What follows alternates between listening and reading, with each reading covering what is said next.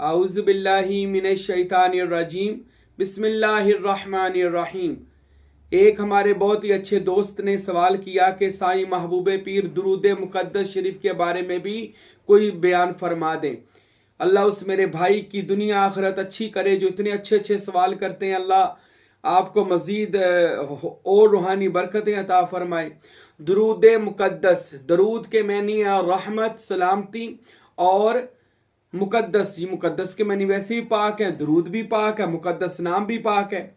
और बेशुमार दुरूद मुकद्दस के बारे में रवायात मौजूद हैं। उलमाए हक ने लिखी हैं, फुकरा ने लिखी हैं, औलिया ने लिखी हैं कि दुरूद मुकद्दस पढ़ने वाले का को अल्लाह ताला क्या क्या इनामो किराम अता फरमाते हैं। दुरूद पढ़ना वैसे भी अल्लाह ताला की सुन्नत है। इन्नल्लाह व मलाइकतहु युसल्लूना अलन नबी या अय्युहल्लज़ीना आमनू सल्लु अलैहि व सल्लिमु तस्लीमा कि अल्लाह ताला फरमाते मैं और मेरे सारे फरिश्ते अज़ल वाले दिन से लेकर अबद तक, हमेशा तक 24 घंटे खुदा की कुदरत के मुताबिक जितनी भी खुदा ताला की वो जिंदगी है, वो माजी है, हाल है, मुस्तकबिल है, वो कुदरत की जितनी जिंदगी है, और वो अपनी कुदरत की जुबान से अपने फरिश्तों के साथ प्यारे रसूल खुदा मोहम्मद रसूलुल्लाह सल्लल्लाहु अलैहि वसल्लम पर दुरूद व सलाम भेज रहा है। अल्लाह जिस अमल को करे, जिसको खुदा पसंद फरमाए, वो कितना खास अमल होगा।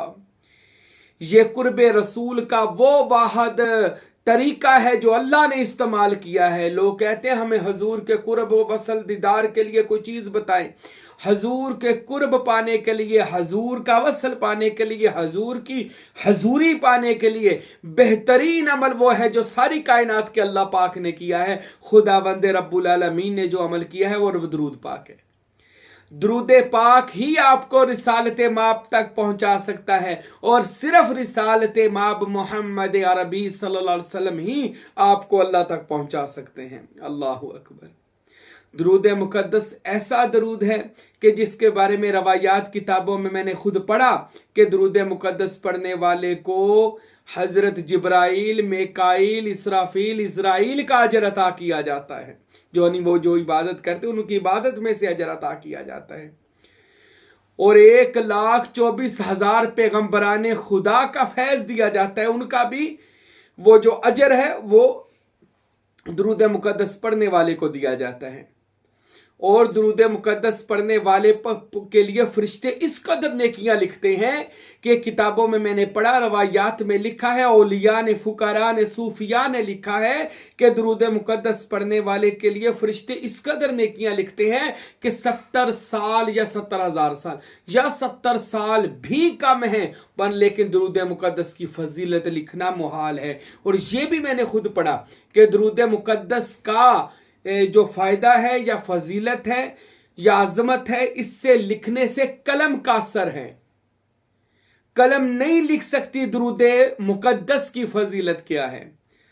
और दुरूद मुकद्दस वो वह दरूद है कि जो आपको दिनों में, ये तो बंदे के अंदर जितनी उसके मुर्शद पाक की तरफ से उस पर नजर होगी और उसमें रूहानी पावर होगी ना, उतनी जल्दी आपको रिसालत माब की जियारत नसीब हो जाएगी।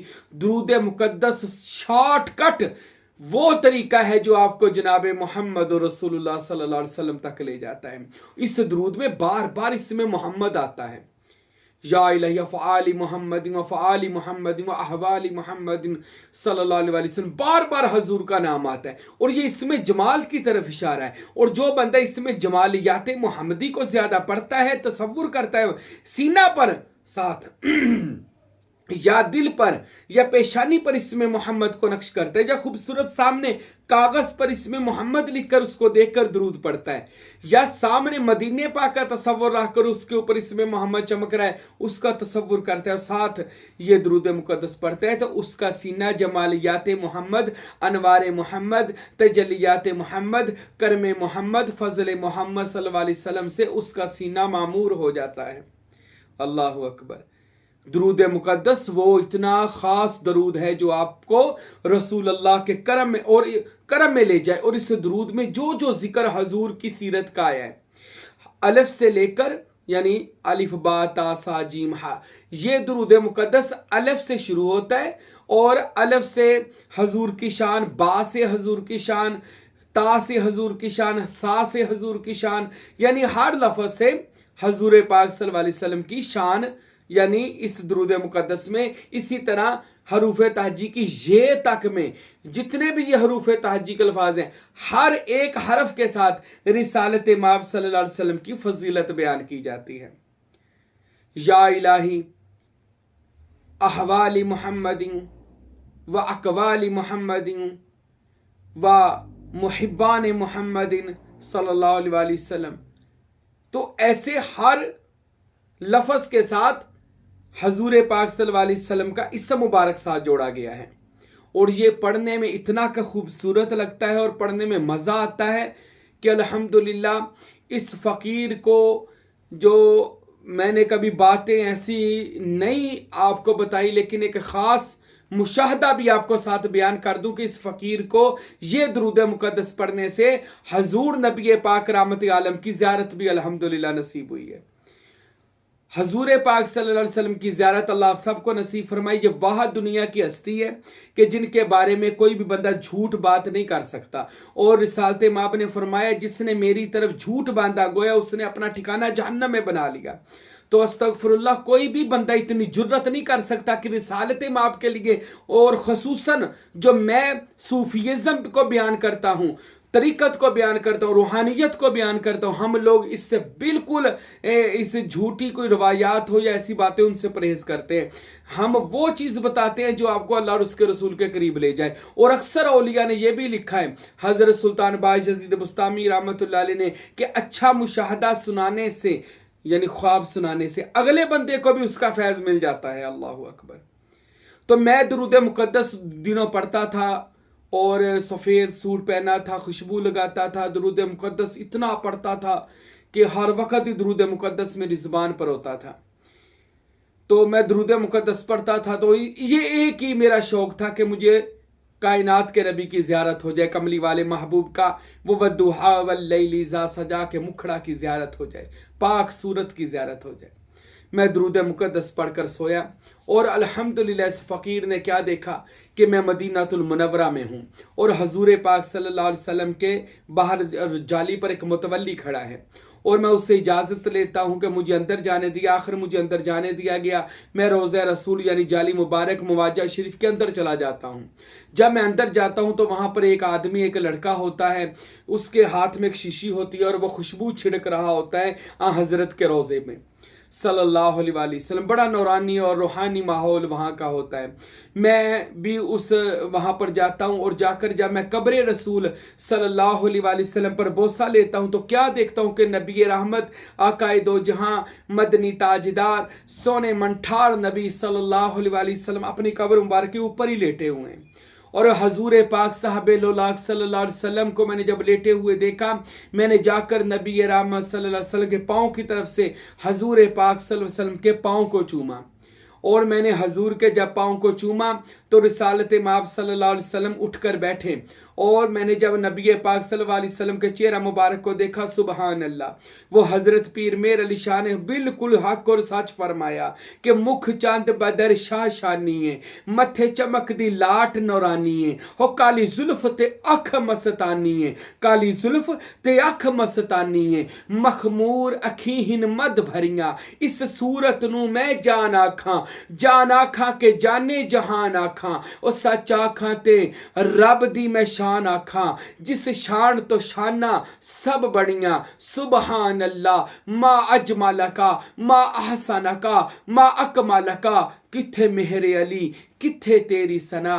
गुस्ताख अखी किथे जा अड़ियां। अल्लाह अकबर। वो हजूर का चेहरा पुरनूर था। हजूर पाक सल्लल्लाहु अलैहि वसल्लम जवानी के मुकाम में थे और दरमियान से मांग निकाली हुई थी और खूबसूरत बाल। रिसालत माब ने सफ़ेद रंग का लिबास पहना हुआ था।